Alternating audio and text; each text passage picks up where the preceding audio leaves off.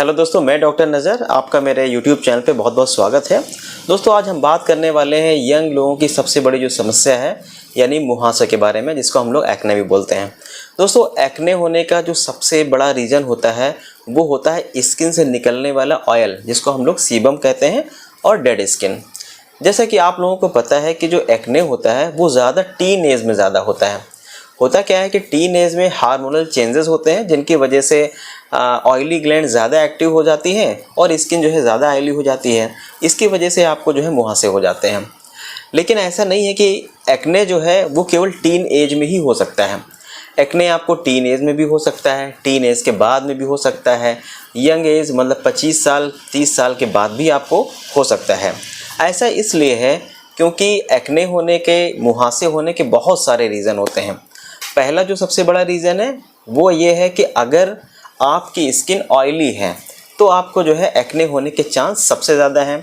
दूसरा है कि अगर आपकी जो डाइट है उसमें आप ऑयली फूड ज़्यादा खाते हैं, जंक फूड ज़्यादा खाते हैं, तब भी आपको जो है एक्ने हो सकता है। जो लोग ज़्यादा स्ट्रेस में रहते हैं, तो स्ट्रेस में होने से क्या होता है कि उनके अंदर हार्मोन का सिक्रीशन ज़्यादा होता है, उसका लेवल बढ़ जाता है। इसकी वजह से भी आपको जो है एक्ने हो जाता है। जो लोग ज़्यादा धूप में रहते हैं, इसके वजह से भी आपको एक्ने हो सकता है। और एक्ने जो होता है, मुहासे केवल फेस में भी नहीं हो सकता है, ये फेस के अलावा आपके चेस्ट में भी हो सकता है और आपके बैक में भी हो सकता है। अब जिनको अगर एक्ने हो जाए तो उनको करना क्या चाहिए, यहाँ पे मैं कुछ टिप्स मैं आपको दे रहा हूँ, वो आपको बहुत ज़्यादा हेल्प करेंगे। पहली बात तो यह है कि आपको जो है पानी पर्याप्त मात्रा में पीना चाहिए। पर्याप्त मात्रा का मतलब ये होता है कि आपको कम से कम 3 से 4 लीटर पानी आपको ज़रूर पीना चाहिए। इसके साथ में आप नारियल का पानी पी सकते हैं, जूस वगैरह पी सकते हैं। होता क्या है कि जब आप पानी अच्छा पीते हैं, अच्छी क्वांटिटी में पीते हैं, तो आपकी जो स्किन है वो हाइड्रेट रहती है, आपकी स्किन में जो है नमी बनी रहती है। दूसरा यह है कि जैसे कि मैंने अभी बताया था कि ऑयली जो जिनका खाना ऑयली होता है या जंक फूड ज़्यादा लेते हैं, उनको ज़्यादा हो सकता है। इसका मतलब यह है कि अगर आपको मुहासे हो गए हैं तो आपको किसी भी तरीके का जंक फूड, फास्ट फूड, इन सब का सेवन बिल्कुल नहीं करना है। तीसरा यह है कि आपको स्किन में मतलब दिन भर में 2 बार आपको क्लींजर का यूज़ ज़रूर करना है। क्लींजिंग करने से फ़ायदा क्या होता है कि आपकी स्किन में जो ऑयल होता है और जो डस्ट होती है, गंदगी होती है, वो साफ़ हो जाती है।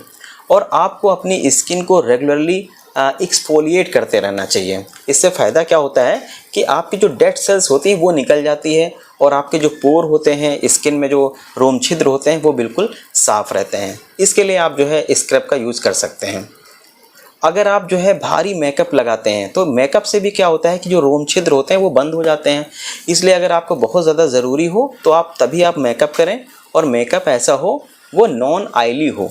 दूसरी बात क्या है कि जब आपका काम हो जाए मेकअप का, तो उसके बाद उसको ज़रूर हटा दें और अच्छी तरीके से चेहरा साफ़ कर लें। आपको जो है दिन भर में 2 बार फेस वॉश ज़रूर करना चाहिए। और एक बात आपको याद रखनी है कि फेस वॉश आप वही यूज़ करें जो आपकी स्किन के टाइप का हो। ऐसा ना हो कि किसी ने आपको बताया कि मुहासे के लिए ये फेस वॉश अच्छा है और आपने यूज़ करना शुरू कर दिया। जब भी आप फेस वॉश का सिलेक्शन करें तो आप अपने डॉक्टर से मिलें।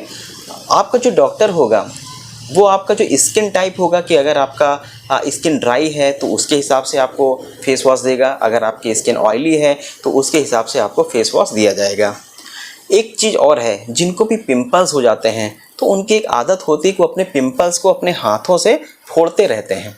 अब इससे होता क्या है कि जो सीबम होता है, इन्फेक्शन होता है, वो स्किन की निचली लेयर तक चला जाता है और आपको पिंपल्स जो है कई जगह पे हो जाते हैं और आपका जो इन्फेक्शन है वो बढ़ जाता है। इसकी वजह से एक चीज़ और होती है कि आपको जो है पिगमेंटेशन और स्कार हो जाते हैं, मतलब आपको चेहरे में दाग भी हो जाते हैं और वहाँ पे गड्ढे हो जाते हैं, और जो ये गड्ढे होते हैं वो आसानी से सही नहीं होते। हाँ, अब अगर आपने ये सारे उपाय अपनाए फिर भी अगर आपका एक्ने नहीं सही हो रहा है, तो इसका मतलब ये है कि आपको मेडिकेशन की ज़रूरत है। और एक्ने के लिए मैं आपको बता दूं, सबसे बेहतरीन जो ट्रीटमेंट है वो है होम्योपैथिक ट्रीटमेंट।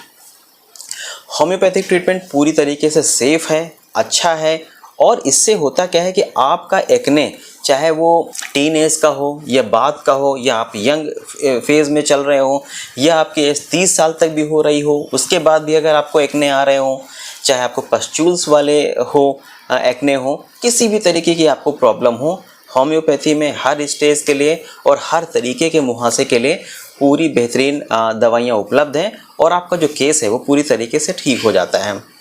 और दूसरी सबसे अच्छी बात ये होती है कि जो दूसरी स्किन की मेडिसिन्स होती हैं वो कभी कभी क्या होती है, आपको नुकसान कर जाती हैं और आपका फेस बहुत ख़राब हो जाता है। लेकिन होम्योपैथी में क्या होता है कि आपको किसी भी तरीके का कोई भी साइड इफ़ेक्ट नहीं होता है और आपकी स्किन पहले की जैसी ग्लो हो जाती है। उम्मीद करता हूँ कि मेरा ये वीडियो आपको समझ में आ गया होगा, पसंद आया होगा। अगर आपको मेरा ये वीडियो अच्छा लगा हो तो प्लीज़ लाइक करें और आपके जितने भी दोस्त हों जिनको भी इस समस्या से वो परेशान हो तो उनको शेयर ज़रूर करें। Thank you.